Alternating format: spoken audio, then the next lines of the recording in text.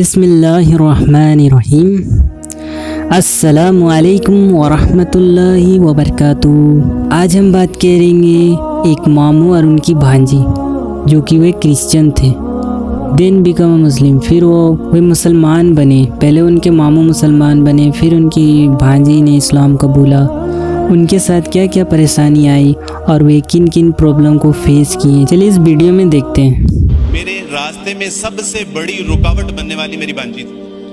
اچھا، ہاں جی، وہ اتنی رکاوٹ کہ میرے لیے بد دعائیں کیا کرتی تھی کہ یہ جس نے اسلام قبول کر لیا ہمارے ماموں جان نے اور ہمارے بچے بچیوں کو گمراہ کر رہے ہیں، تو لٹرلی اس کے میرے لیے دعائیں کیا کرتی تھی جولی اٹھا کے کہ اللہ سبحانہ تعالیٰ جن کو واپس عیسائیت میں لے آئے۔ اور بالآخر میری دعا ان کی دعا پہ غالب آ گئی۔ آپ تمام احباب کے سامنے تشریف لا رہی ہیں بیٹی چاند احمد۔ السلام علیکم ورحمۃ اللہ وبرکاتہ۔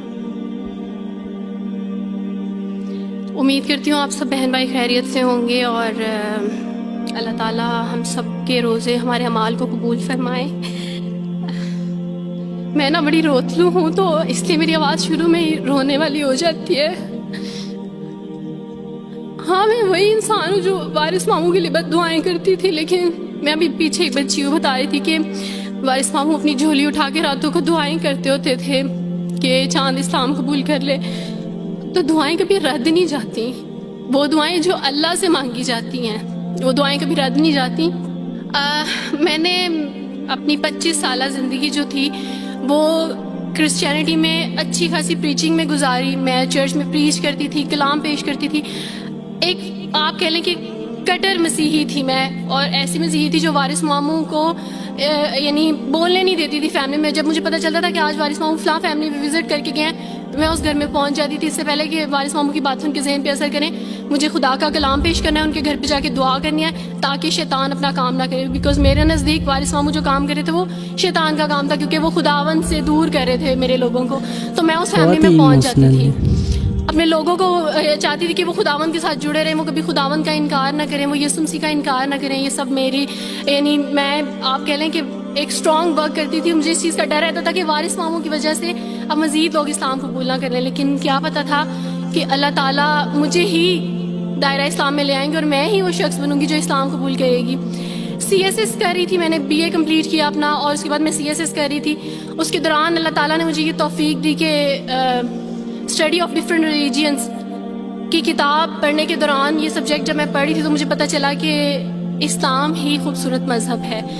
اچھا، آپ یقین جانیں وارث ماموں رمضان میں قرآن پاک ڈسٹریبیوٹ کرتے تھے اور راشن دیتے تھے، تو میرے بھائی کے ایک جہاں ڈیوٹی کرتے ہیں وہاں ایک انکل تھے، گارڈ تھے، ان کے لیے قرآن پاک لے کے ان سے رکھا ہوا تھا اور راشن بھی لے کے رکھا ہوا تھا، اور میں اس قرآن پاک کو نا چھپا کے اپنی سیف میں رکھتی تھی اور ڈرتی تھی کہ کسی دن میں اس کو کھول نہ لوں۔ اکثر ایک دو دفعہ پکڑا کہ کھول کے دیکھوں تو صحیح، کوئی نہ کوئی غلطی تو ہوگی نا اس قرآن میں بھی، یہ تو بڑی باتیں کرتے ہیں بائبل کے بارے میں، کچھ نہ کچھ تو ہوگا۔ لیکن اب یقین جانے ایک ڈر تھا کہ جس دن میں نے اس قرآن کو پڑھا میں اس قرآن کو اپنا دل دے بیٹھوں گی، اور وہی ہوا کہ جب میں نے قرآن پڑھا تو میں اس پر ایمان لائے بغیر نہیں رہ سکی۔ ایک رات وارث ماموں کو کال کی اور ان سے کہا کہ 2 بجے کا لگ بھگ ٹائم تھا، اور ان سے کہا کہ وارث ماموں مجھے آپ سے ضروری بات کرنی ہے۔ تو انہوں نے کہا کہ کیا بات ہے بیٹی، کوئی زندگی موت کی بات ہے؟ تو میں نے کہا کہ ایسے ہی سمجھ لیں، میں رو رہی تھی۔ تو انہوں نے کہا کہ سب خیریت ہے؟ تو میں نے ان سے کہا کہ بس بغیر کچھ کہے آپ مجھے کلمہ پڑھا دیں وارث ماموں۔ اور وارث ماموں اور میں بالکل خاموش تھے، یعنی وارث ماموں کہتے ہیں کہ اس وقت مجھے لگا کہ جیسے میرا دل پھٹ جائے گا۔ مجھے یقین نہیں آ رہا تھا اپنے کانوں پہ کہ وہ جو سب سے بڑی رکاوٹ تھی وہ مجھے خود کہہ گیا کہ مجھے کلمہ پڑھا دیں۔ اور میں نے ان سے 5 منٹ کا یعنی اسپیس لی کال پہ، اور 5 منٹ میں نے دعا کی، لیکن اس کے بعد میں نے کہا کہ اگر میں حق پہ ہوں، سچ پہ ہوں، تو بس پھر خداوند اس کو ہو لینے دے۔ اور وہی ہوا، میں نے اسلام قبول کیا، اور سوچا تھا کہ CSS کمپلیٹ کرنے کے بعد فیملی میں اناؤنس کروں گی، لیکن اللہ تعالیٰ نے کچھ اور منصوبے بنائے ہوتے ہیں، انسان کے کچھ اور منصوبے ہوتے ہیں۔